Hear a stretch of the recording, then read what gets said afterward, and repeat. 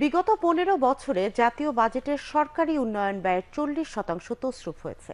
Fascist Sheikh Hasina সরকারের আমলে চামচা পুঁজিবাদ থেকে চোরতন্ত্রে পরিণত হয়েছিল পুরো কাঠামো। ২০১৮ সালের নির্বাচন থেকে মূলত এর শুরু হয়েছে বলে জানিয়েছেন শ্বেতপত্র প্রণয়ন কমিটির প্রধান ও সেন্টার ফর পলিসি ডায়ালগ সিপিডির ফেলো ডক্টর দেবপ্রিয় ভট্টাচার্য। কমিটির সদস্যরা বলেন ২০০৯ থেকে ২০২৩ সালের মধ্যে ২৩,০০০ কোটি ডলার বিদেশে পাচার হয়েছে। বর্তমান বাজার দরে এর পরিমাণ ২৮ লাখ কোটি টাকা।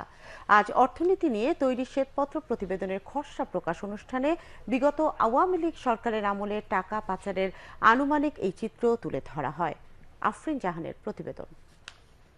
একটি প্রতিনিধিত্বমূলক কমিটি আমরা বিগত ফ্যাসিস্ট সরকার উন্নয়নের যে বয়ান দিয়ে এসেছিল শ্বেতপত্র কমিটির রিপোর্টে উঠে এসেছে তার উল্টো চিত্র। রিপোর্টে দেখা গেছে বিগত ১৫ বছরে দেশের ব্যাংক খাতে যে মন্দ ঋণ তৈরি হয়েছে তা দিয়ে ১৪টি মেট্রো রেল বা ২৪টি পদ্মা সেতু করা যেত। কমিটি বলছে গত ১৫ বছরে অর্থনীতির বিভিন্ন খাতের মধ্যে সবচেয়ে বেশি ক্ষতিগ্রস্ত হয়েছে ব্যাংক খাত। মন্দ ও খেলাফি ঋণের পরিমাণ আকাশ ছুঁয়েছে। শ্বেতপত্র প্রণয়ন কমিটি বলছে দেশের ব্যাংক খাত কৃষ্ণগহ্বরের মধ্যে ঢুকে গেছে। বাংলাদেশ থেকে টাকা পাচারের বিষয়টিকে অর্থনীতিতে ক্ষতিকর টিউমার হিসেবে আখ্যা দেওয়া হয়েছে এই প্রতিবেদনে। এতে বলা হয়েছে বিগত সরকারের আমলে অর্থনীতি ও সম্পদের বড় অংশ এই ক্ষতিকর টিউমার চুষে নিয়েছে।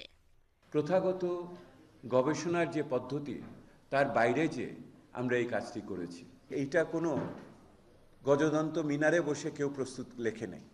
এটা জনমানুষের সাথে যুক্ত থেকেই আমরা এই লেখাটা প্রস্তুত করেছি আর সেইটারই আপনাদের সামনে এনেছি। আমাদের কাজ চোর ধরা না, আমাদের কাজ হলো চুরির বর্ণনা দেওয়া। আমরা চুরির বর্ণনা দিয়েছি। শ্বেতপত্র প্রণয়ন কমিটি বলছে প্রতি বছর মোট দেশজ উৎপাদন অর্থাৎ জিডিপির ৩.৪% পরিমাণ অর্থ পাচার হয়েছে। কমিটির সদস্যরা বলছেন জাতীয় বাজেটের সরকারি উন্নয়ন ব্যয় থেকে ৪০%ই তছরূপ হয়েছে। কেবল ১০% মানুষই দেশে ৮৫% সম্পদের মালিক হয়েছেন।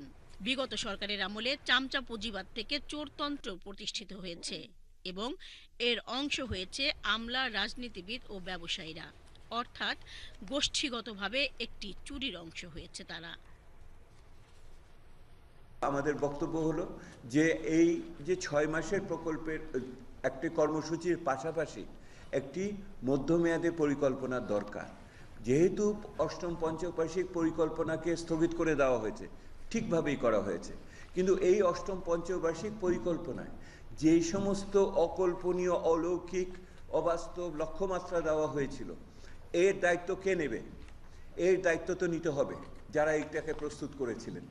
এবং এইটা শুধুমাত্র রাজনীতি দিয়ে ব্যাখ্যা করলে হবে না, পেশাদারিত্বের জবাবদিহিতা এখানে দিতে হবে। শ্বেতপত্রে ব্যাংক খাত, শেয়ার বাজার, প্রকল্পের লুটপাট, রাজনৈতিক উদ্দেশ্যে পরিসংখ্যান ব্যবহার সহ বিভিন্ন দিক তুলে ধরা হয়। টাকা পাচারের ঘটনা সংঘটিত হওয়ার কারণ হিসেবে বলা হয়েছে রাজনৈতিক পৃষ্ঠপোষকতা, প্রাতিষ্ঠানিক দুর্নীতি, আইনি দায়মুক্তি এবং সার্বিকভাবে অর্থনৈতিক ব্যবস্থাপনায় সুশাসনের ঘাটতি।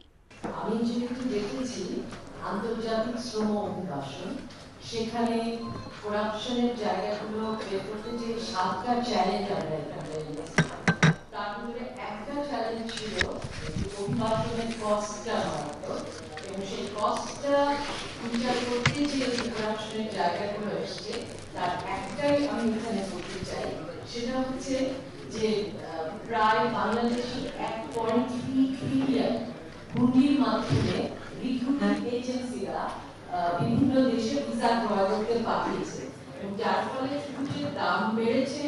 এই অবস্থা থেকে উত্তরণের জন্য পরবর্তী ক্ষমতাসীনদের রাজনৈতিক সদিচ্ছার কথা বলেছে শ্বেতপত্র প্রণয়ন কমিটি। তবে দেশের অর্থনীতির এই দৈন্যদশা থেকে বের হতে হলে কিছু সংস্কার প্রয়োজন বলে মনে করে শ্বেতপত্র প্রণয়ন কমিটি। আফরিন জাহান, বাংলাদেশ টেলিভিশন, ঢাকা।